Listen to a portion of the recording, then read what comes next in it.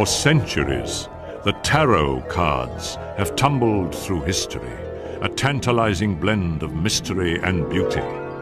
Packed with potent images and ancient symbols, these cards have predicted the rise and fall of kings and empires. Linked to the most ancient mystical systems, the tarot cards' origins are as mysterious as the source of their powers. How can a pack of cards probe the past and unlock the secrets of the future? And how do tarot readers use the extraordinary images on the cards to unravel our deepest, darkest concerns? The tarot is more than a set of beautiful cards. It's a system of divination, a way to reveal the unknown.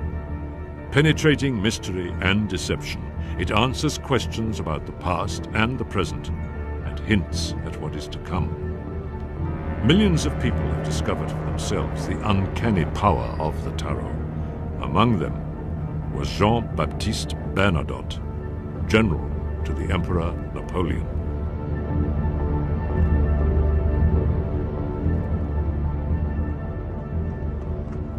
France, January 1804. Bernadotte arrived at the house of celebrated tarot reader Mademoiselle Lenormand.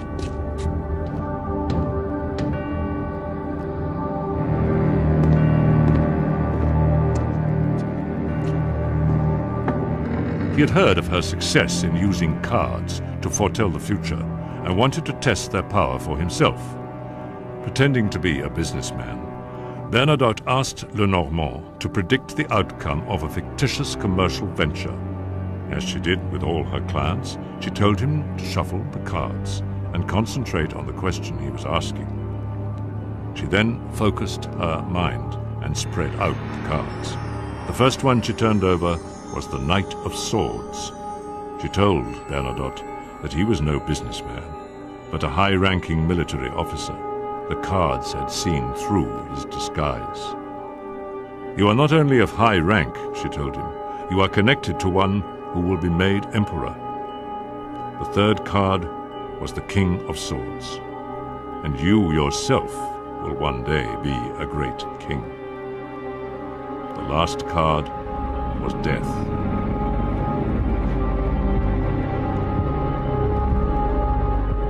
If the cards were accurate, then Napoleon would become Emperor of France.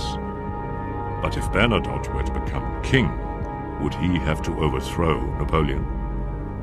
Later the same year, Napoleon indeed became Emperor of France. In 1818, 3 years after Napoleon's downfall, Bernadotte was crowned king, not of France, but of Sweden. The tarot continues to enlighten those who use it. In the hands of a skilled reader like Patty McLean, the tarot can illuminate every facet of life. The tarot is a wonderful philosophical system that can get into all the nuances of your positive and negative energies in terms of how you're conducting your life, and it can show you what you're doing wrong and where you need to give some thought to making correction in your pattern. Life is often likened to a journey in which obstacles are faced and options chosen. The images of the tarot deck reflect the stages and the challenges of this journey. To the uninitiated, the tarot cards are just pictures. To the trained reader, they are a language. The reader is the translator, the intermediary who tells the querents, as those seeking the reading are called, what their cards mean. Tarot reading is a very personal business. There's no such thing as a right and wrong way to read the cards, and readers vary widely in both style and method. But the principle of a tarot reading is always the same. The reader, or sometimes the querent, shuffles the cards, and the reader lays them out according to one of a number of set patterns, known as spreads. Then the reader interprets the cards and addresses the querent's particular concerns. People seek a reading in order to focus for a while on their life, to reflect on their personal situation. They want to know, am I on the right track? Am I making the right decisions? Or other times it's very much about, why am I making the wrong decisions? And the good readings, when people come in and they have got a lot of mess and they are making the wrong decisions, but what's good about those readings is that they're prepared to try and work out, to take that responsibility. What am I doing wrong? Is this a pattern? Am I working through something? You know, how can I best alter my approach to make the best out of what's happening around me?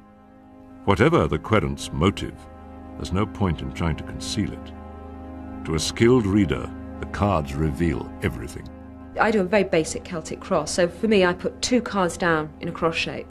Now for me, 9 times out of 10, with those 2 cards, I have got exactly the situation why they've come for a reading. Most readers agree that the cards are like a code, and the reader the code breaker. The pictures on the cards are ancient mystical symbols. Parapsychologist Susan Blackmore believes that they trigger responses on both conscious and unconscious levels. All these things speak of experiences in people's lives. And so it's not surprising that when you look at these pictures, they inspire emotions, recognition, nostalgia. All of these things come pouring up in response to the cards, just because they are common, human, basic experiences. Tarot readers are trained to identify every level of meaning in the images. Learning to read tarot requires dedication and practice. Bob Place finds that the best readers combine knowledge of the cards with intuition. To read tarot cards is a talent, but you can learn. I believe that all a talent is an aptitude. So some people have more aptitude than others, just like for art. Anyone can learn to draw, but not everyone is going to draw like Leonardo da Vinci. You must learn about the symbols and the wisdom tradition behind the symbols and what the symbols mean. But then you must make the leap of faith. You must make the intuitive decision, and that intuition, which is just basically looking at the pictures and telling a story. Learning all the imagery of the tarot would be quite a challenge. Each deck is different, and the meanings assigned by the deck's creators can vary considerably. There's no such thing as one definitive tarot deck. There are literally hundreds to choose from. It doesn't matter which deck is used. As long as the reader thoroughly understands the deck's symbols, the outcome should be the same. Most readers settle with 1 or 2 personal favorites. With constant use, the deck's images become so internalized that the readers are hardly aware of the code-breaking process. The basic structure of all tarot decks is the same. There are 78 cards made up of 2 parts, or arcana, from the Latin word for secret: the major arcana and the minor arcana. The 56 minor arcana cards are the forerunners of our modern playing cards, and like them are divided into 4 suits. The major arcana looks quite different. They are all picture cards full of complex images. They represent archetypes, universal symbols which psychologists believe are present in the collective subconscious. Tarot readers see the cards as typifying the challenges we all meet in real life. Only the Fool card stands apart. Unlike the other major arcana cards, he doesn't have a number. He's not a fool in a modern sense, rather an open-minded innocent, eager to learn. In the tarot, he represents us, the human traveler through life. The Fool I see as like the original. It's the 0 card. It's no beginning, no end. And it's just that spontaneous burst of energy, which has no moral, no anything. It's neither good nor bad. It just is. Many tarot readers are helped to understand the tarot by seeing it as the story of the Fool's journey through the major arcana. The remaining cards are numbered 1 to 21, and they can be seen in order as staging posts through which the Fool passes on his allegorical journey from birth to enlightenment. The cards would never fall in this order during a reading. Indeed, the Fool card is no more likely to appear in a reading than any other.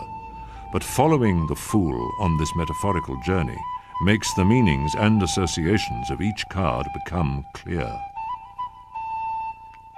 As the fool begins his quest, he meets the first card, numbered 1, the magician.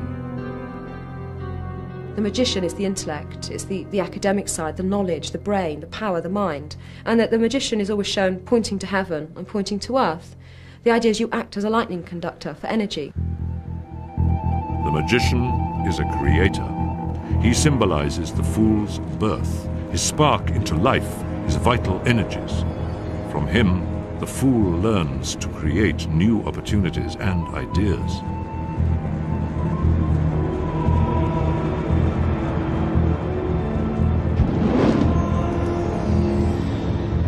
When the magician card appears in a reading, it means that the querent must be ingenious and creative in dealing with his problems. Sometimes, a card is dealt upside down. This reversal alters its meaning, usually to an extreme form of the card's face qualities. If the magician, for example, is dealt reversed, it suggests cunning, trickery, or outright deception. Almost as important as the face meaning of the card is the place where it appears in the spread, its position. In the most simple spreads, the position determines what point in time the card refers to. When you do a 3-card spread, you get the client to shuffle the cards, and then you slap them into 3 piles. And I take it that the left-hand pile represents the past, the middle pile is the present situation, and the third, obviously, how it's progressing into the future. If you need more clarification on the spread, you literally just take from the relevant pile with each card to sort of elucidate what past influence is. And again, they're usually very immediate readings.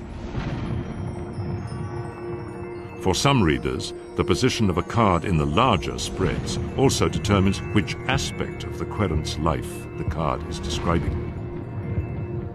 There's a money position, there's a romance position, there's father and mother and marriage, and there's travel, and there's, your career. So there's all these positions, and as the cards come up, you limit them to their position, and that gives you a much more precise reading, in my opinion.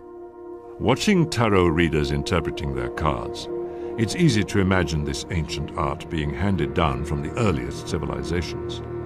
But the history of the tarot is blurred and unclear. It's almost as mysterious as the images themselves. The mystical symbols so common on the tarot cards suggest a connection to the ancient civilizations of the East.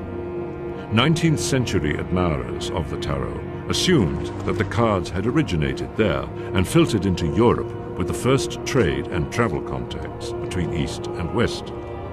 Another popular theory was that they were brought back by crusaders fighting the Saracens in the Holy Land. Much of the mathematics, astrology, and alchemy then flourishing in the East did indeed travel this route. But the tarot cards didn't appear in Europe until 2 centuries after the last crusaders had returned. How then did the tarot arrive in the West? Professor Michael Dummett, an expert on the history of cards, is convinced that they did not come from the East at all. It's quite certain that tarot cards originated in northern Italy in the early 15th century. The earliest actual documentary reference to them is from 1442, from the account books of the court of Ferrara. But I think they were probably invented about 2 decades earlier, sometime in the 1420s. But these cards weren't used to reveal the future. The tarot then was a mere card game. The oldest tarot cards still in existence were painted by an unknown artist for the Italian Visconti family around 1450, when playing the tarot game was a fad of the wealthy. Nobles competed to commission the finest hand-painted decks. The Visconti family even included a portrait of a relative in their deck. Sister Manfreda was a model for their version of the High Priestess, the second card of the major arcana and the next stage of the Fool's journey. The High Priestess is the fool's spiritual mother. Her book represents all the knowledge which the fool must acquire on his journey. When the High Priestess card appears in a reading, it may represent the querent's secret lover or an unknown admirer. The parlor game of the Renaissance aristocrats was just the beginning of the tarot story. Gradually, the appeal of the game widened. The cards were simplified, copied, and eventually printed. One of the first decks to become popular was the Marseille, which is still considered a classic.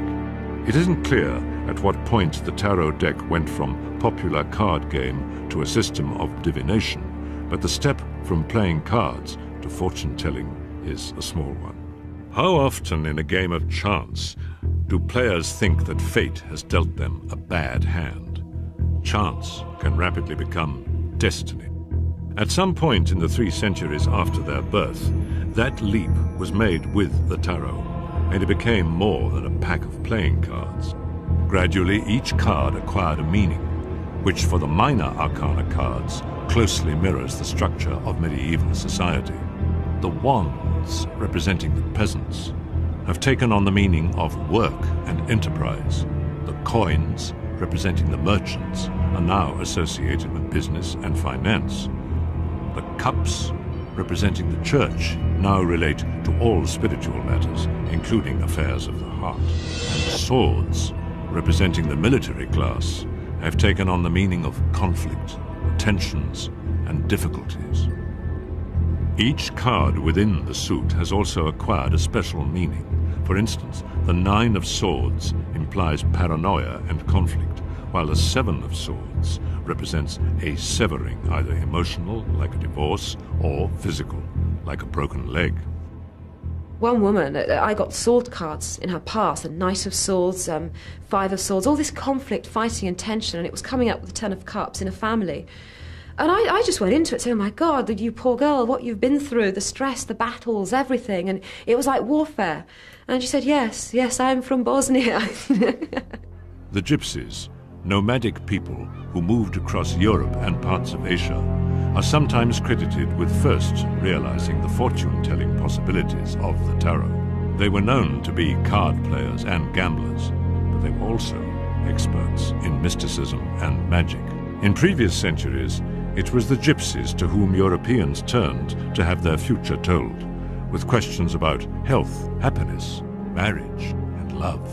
In just this way, many people now turn to tarot readers, and their questions are still the same.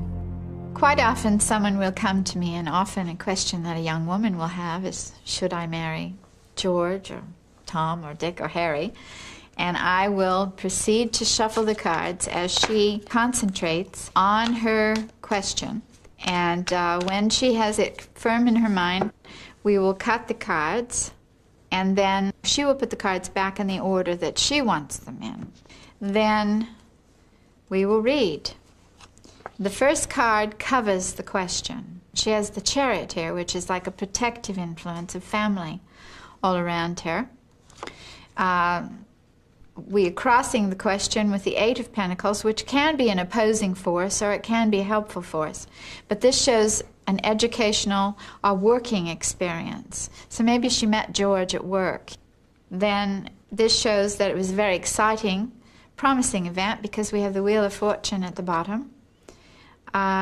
It's possible that George has been married in the past. We have a 7 of Cups here. And she's been wishing and hoping to meet someone for quite a while, too. And up above, we have the Lovers, which seems very appropriate that she's looking for love and they'd like to marry.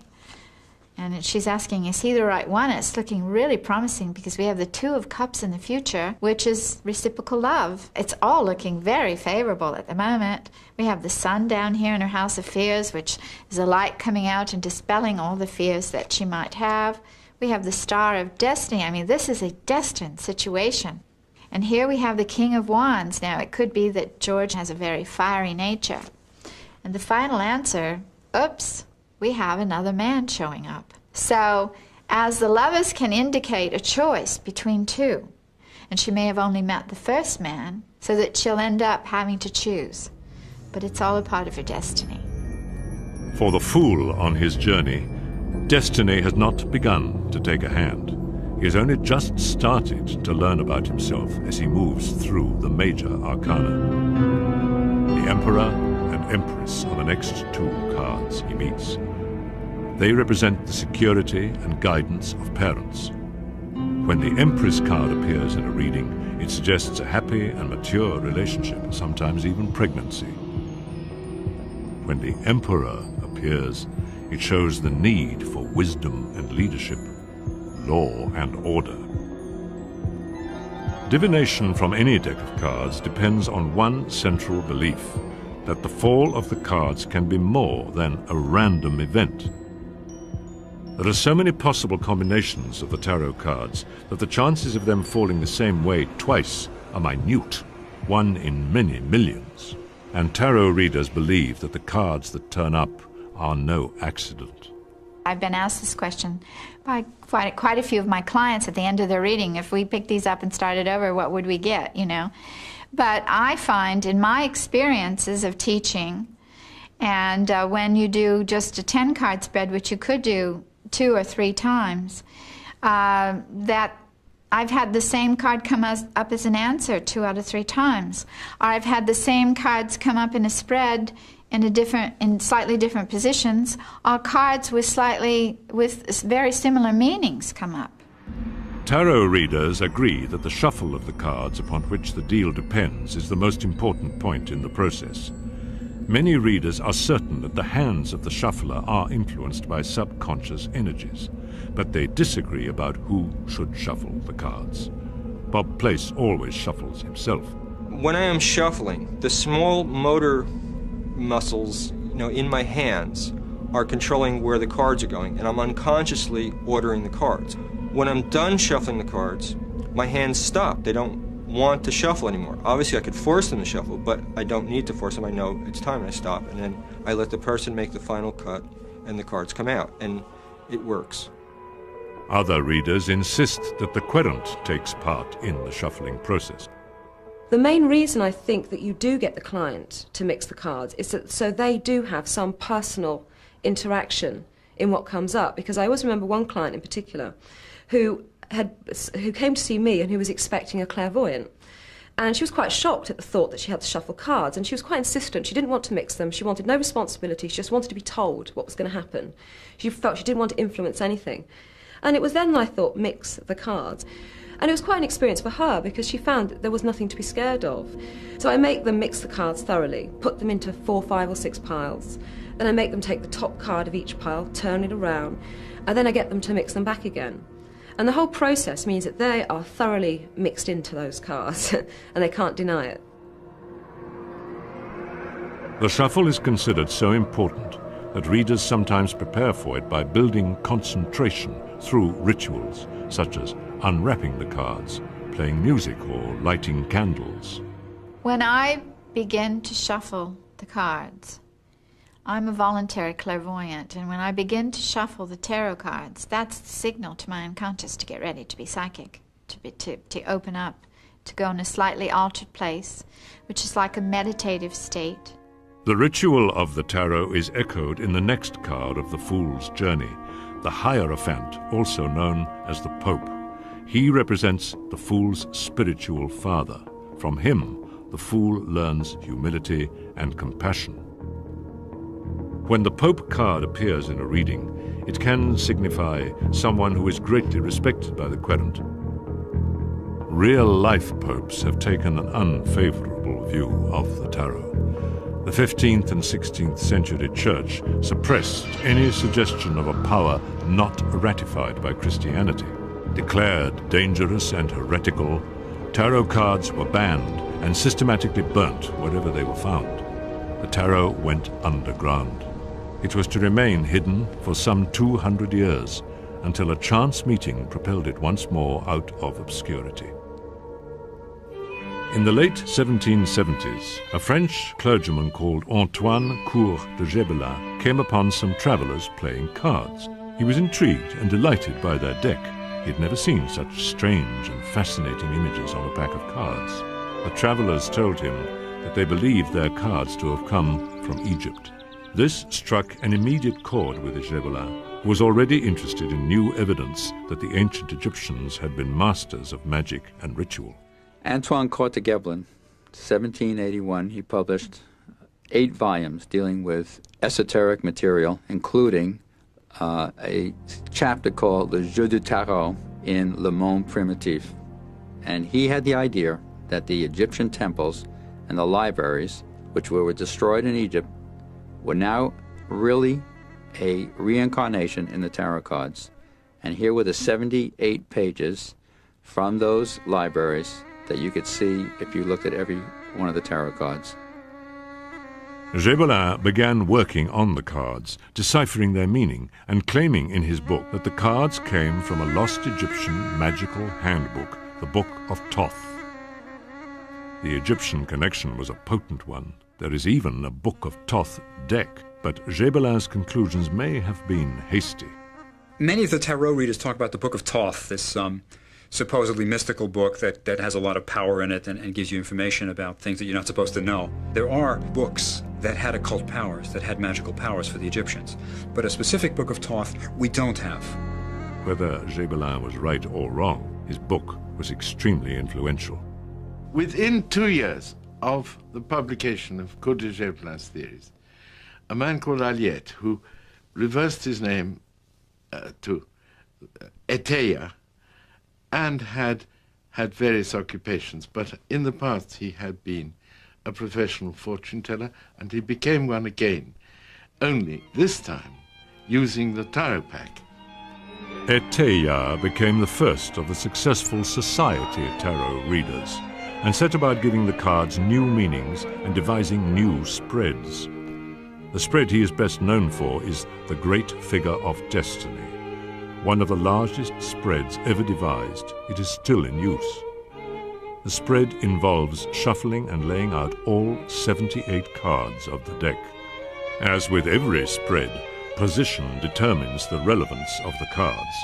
Cards on the right-hand side of the spread refer to the querent's past. The Lover's card is the 6th of the Fool's symbolic journey through the major arcana. It's about decisions. The Fool learns that he must choose between the golden-haired woman, who represents the sensible choice, and a dark-haired woman who represents the sensual. The Fool must either follow his head or his heart.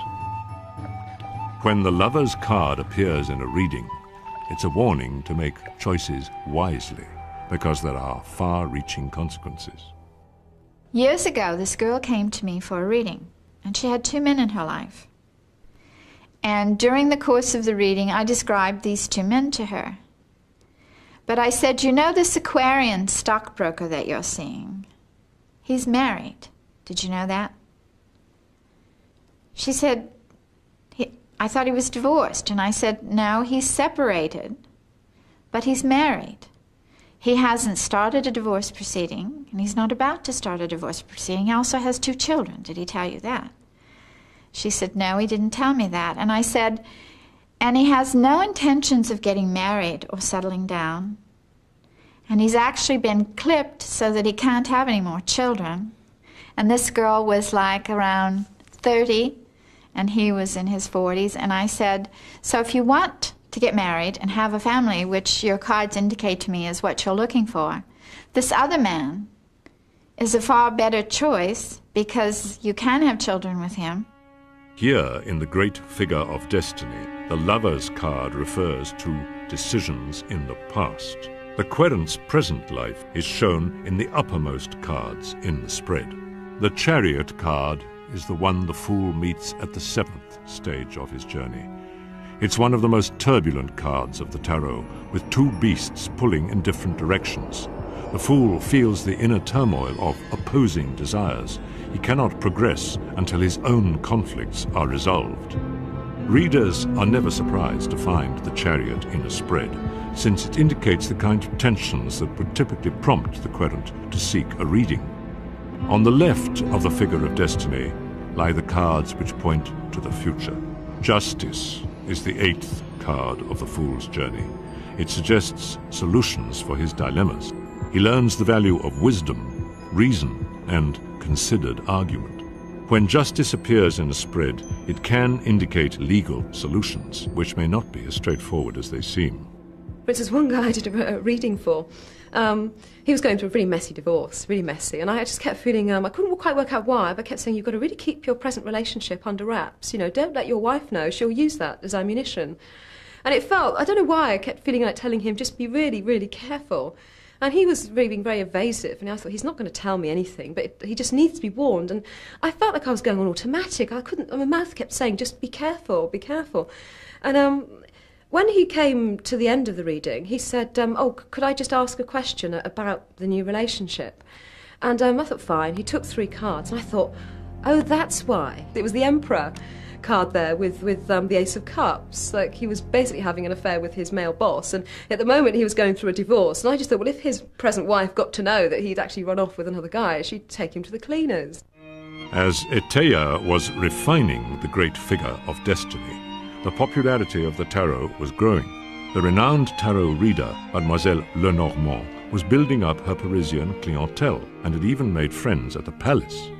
She had read for Empress Josephine and had even predicted her marriage to Napoleon. Josephine was so impressed that she decided to learn the secrets of the tarot. But rather than read the cards for others, Josephine wished only to read the cards for herself. Although experienced tarot readers do read their own cards, they generally advise against it for beginners. Sometimes the cards can look alarming, and it takes experience to make a considered analysis. For those who know the tarot well, the peace and quiet of a solitary reading has its appeal. When the fool meets the hermit, the eternal seeker after truth, he learns the value of solitary reflection. His appearance in a spread suggests that the querent needs to take time to stop and think.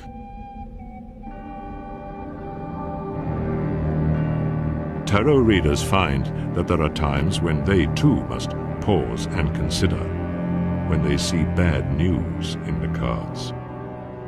Well, someone once came to see me, and it was the only time where I'd say I saw death in the cards. The first card was a reversed tower card, which is chaos from chaos. It's worse, it's like never-ending, it's unresolvable chaos.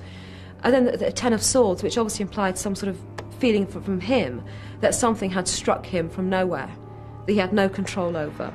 And I thought, well, I looked at him and thought, well, he doesn't look well, but does he know that? I thought, well, I'll get some backup. I put more cards down, but it was even more awful. As I was sort of going into that, I mean, he started saying, oh, I'm very, very ill at the moment. You know, I have AIDS. And it was almost like, well, at least we can start the reading now. Fortunately, readings are usually less traumatic. For most people, it is a mixture of good and bad news, as the fool discovers at the next stage of his journey when he meets the Wheel of Fortune. He learns that everyone encounters changes in circumstances. It's no good blaming misfortune on fate. It's more important to make the best of what can't be changed. The wheel means movement. For the fool's tarot journey from birth to enlightenment, it's the halfway mark. Now he faces his greatest challenge. The next cards take him into the underworld, where he will meet the darkest and the most sinister cards of the tarot. Towards the end of the 19th century, there was a revival of mysticism among the intellectuals of Europe. Magic, alchemy, Eastern religion, the Kabbalah, the ancient tomes were all dusted off. In London, leading figures such as the poet W.B. Yeats were attracted to secret societies such as the Hermetic Order of the Golden Dawn, founded by the occultist MacGregor Mathers. Members embraced the rituals of high magic. Yeats wrote, "Mysticism is all that I do, all that I think, all that I write." The new mystics were enchanted. But as the fool soon realizes, enchantment can be dangerous. The enchantress, whom the fool meets next on his journey, represents a powerful force. Indeed, the card is often known as strength. Her personal charm is considerable, and the fool learns that self-discipline is vital. In a tarot reading, the card sounds a warning, a call to self-control and restraint. qualities which later proved to be lacking in some members of the Golden Dawn movement. As they continued their studies, the Golden Dawn scholars realized that the most potent symbols of the ancient mystical systems had been unified in the tarot. There were parallels between the tarot journey, the tree of life of the Kabbalah, and the alchemical path to the Philosopher's Stone. They set out to refine and explain the tarot, and to bring together all their ideas in a new and even more powerful deck. We know about the order today thanks to Pamela Coleman Smith. She was an artist that worked with Arthur Edward Waite to produce what was called the rectified tarot deck. She was known as Pixie to her friends. Around 1903, she joined the Secret Order of the Golden Dawn, and she began to paint visions that came to her while listening to music by Beethoven, Bach, Chopin, Debussy. In 1909, she undertook for a very small payment to do a series of 78 cards known as the Rider-Waite Tarot Deck. It was a big job, but very little pay. Were it not for this particular deck, Pamela would not be known today. Instead, there are millions of her decks sold, and she's become very well known.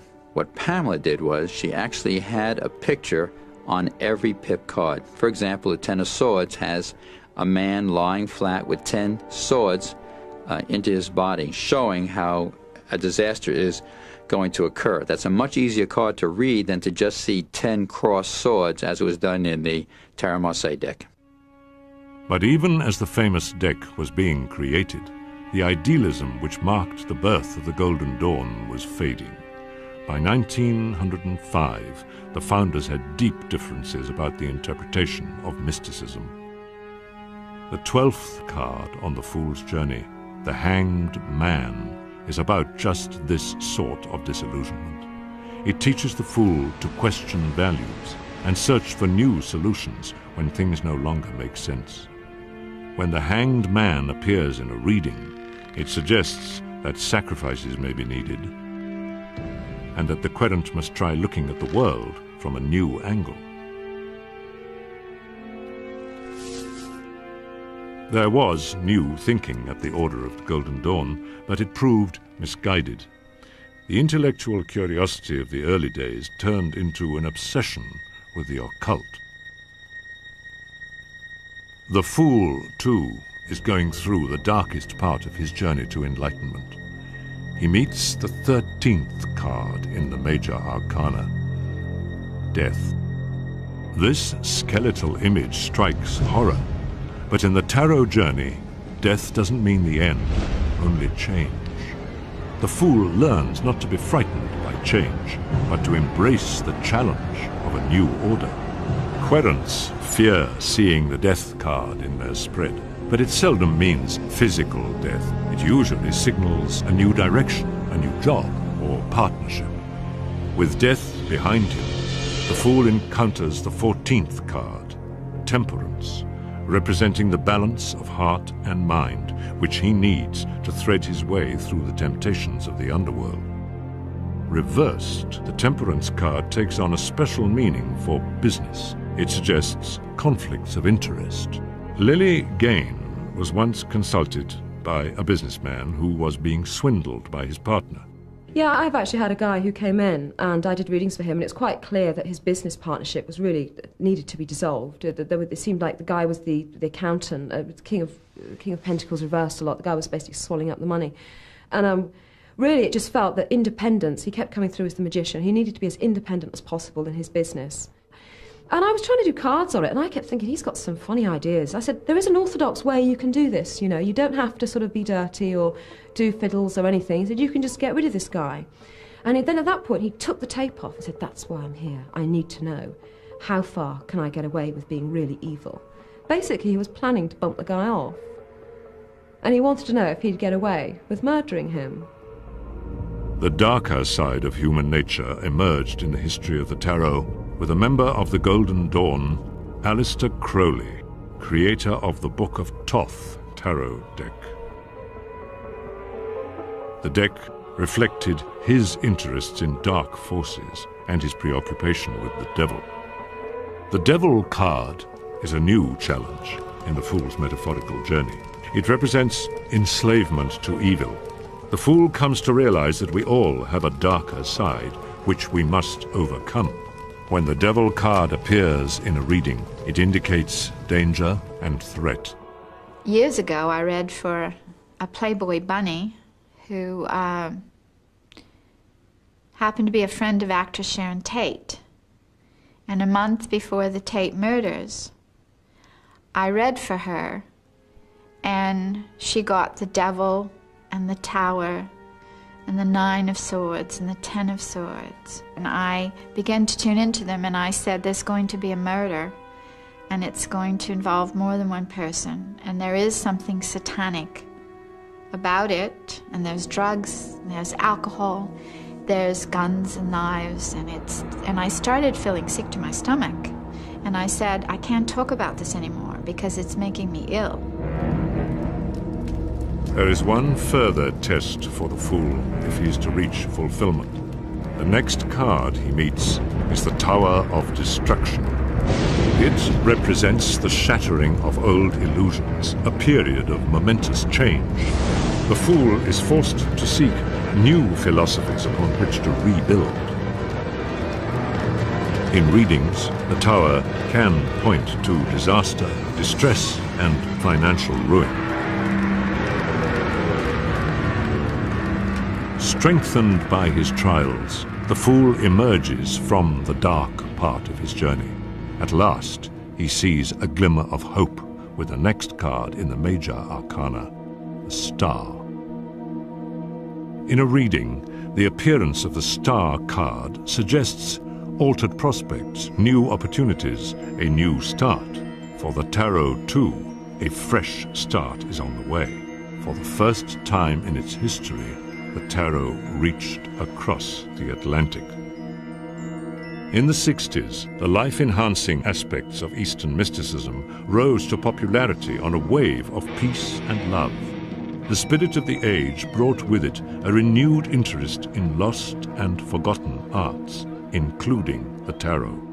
Stuart Kaplan was on a trip to Europe when he first came across the tarot pack. I went there and found a tarot deck. I had no idea what it was. It seemed interesting. I brought it back. I went to a store in New York City. They bought 100 copies, and in the first year I sold 200,000 copies of the 1JJ tarot deck. Since then, Kaplan has sold millions of cards. He has commissioned dozens of new decks, each one retaining the powerful symbolism of the traditional cards. One of the most familiar of all the ancient images in the tarot is the moon, the next card of the fool's journey. The moon is the card of intuition. Contemplating it, the fool discovers the sensitive side of his nature. In a reading, the moon card represents dreams and inspiration. Many tarot readers recommend quiet contemplation of the cards. I think the positive value of tarot cards lies in how you can help yourself to understand yourself by looking at those pictures.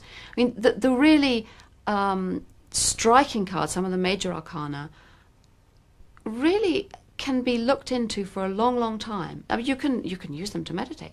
Meditators often choose positive cards, and one of the most uplifting is the sun. When the fool meets this, the brightest card in his journey, he gains optimism and joy. In a reading, the card is equally positive, suggesting contentment, a happy marriage, and a successful outcome for plans and business ventures. The positive emphasis which the 60s brought to mysticism has given a new slant to the tarot. Now tarot readers regard the cards as a healing resource, an aid in counseling and therapy. They see the readings as offering help. The reason people come back once they've had a reading from me is they've found that the readings are healing. They're not just telling them what's happening in their life, what's likely to happen in the future, but they're empowering them, they're healing them, they're helping them understand why it's happening, what things they need to let go of, what things they need to embrace to be able to go on with their lives. The fool is nearing the end of his journey through the major arcana. As he approaches his goal, he encounters the Judgment card. It's a day of reckoning, but it offers the chance of redemption. In a reading, the Judgment card indicates an opportunity for assessment or a time of testing. The tarot has had its share of testing, too. Parapsychologist Sue Blackmore, fascinated by the accuracy of her tarot readings, decided to see if there really was magic in the cards. I had 10 people and an assistant. I asked the assistant to get each of the 10 people to sit down with her and shuffle the cards and lay them out in exactly the way I would normally do. She would then just take the cards from them, write down the top 10 cards, and make a list of all those card orders and give it to me, coded so I didn't know which was which. I then sat down, imagined the person was in front of me, went through all the shuffling and laying out again, but laid out the ones she told me, and did a reading on that basis, and I wrote down all the 10 readings, and then gave all the 10 readings written down back to the 10 people and asked them if they could pick their own. Well, if tarot works in the way that it's usually claimed, that is, it really does relate to the person who's shuffled the cards, then they ought to be able to have picked their own much more often than you'd expect by chance. And they couldn't. But Sue Blackmore's tests were not conducted in the same way as a normal tarot reading. The big difference is I was not sitting there looking at the person. And that, to my mind, is what you need. You need to be there with the person, getting the feedback, having all the psychological communication. What's really going on in a tarot reading is not directly to do with the cards. The cards are more facilitators, if you like. What's really going on is between the people. It's psychology, it's not magic.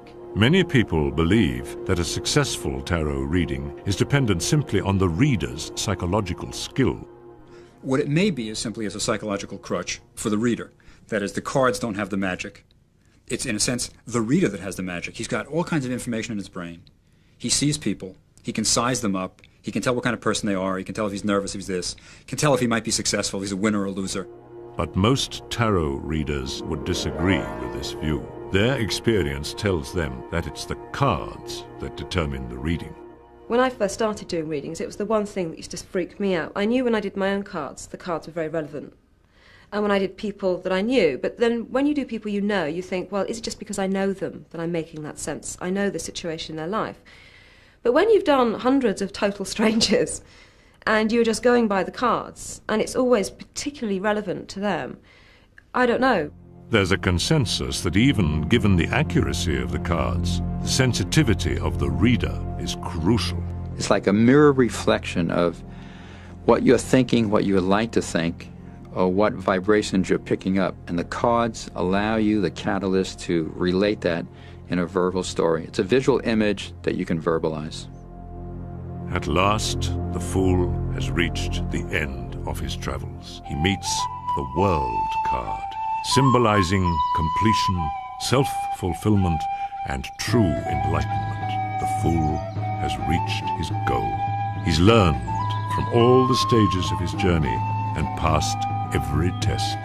In a reading, the World is a wholly positive card suggesting happiness and resolution. It symbolizes full knowledge and finally, comprehension. Complete understanding of how the tarot works still eludes both querents and readers. They're no closer to explaining the power of tarot readings than they were 200 years ago. They work. I've seen them work. I don't know why they work. What probably appeals to me most is that they're as mysterious as the cards themselves. Why it happens, why I can do a reading, why the readings make sense. I don't understand it. Most people don't understand it. But the people who do it find that it works. It's enough intuitive nature in the cards and the allegorical imagery that can combine to form a story. We're still at a loss to explain the peculiar magic of the tarot. It remains a mysterious tool which somehow unlocks thoughts and emotions and foreshadows the future. But for those who use the tarot and live with it, there's no denying it. It's all in the cards.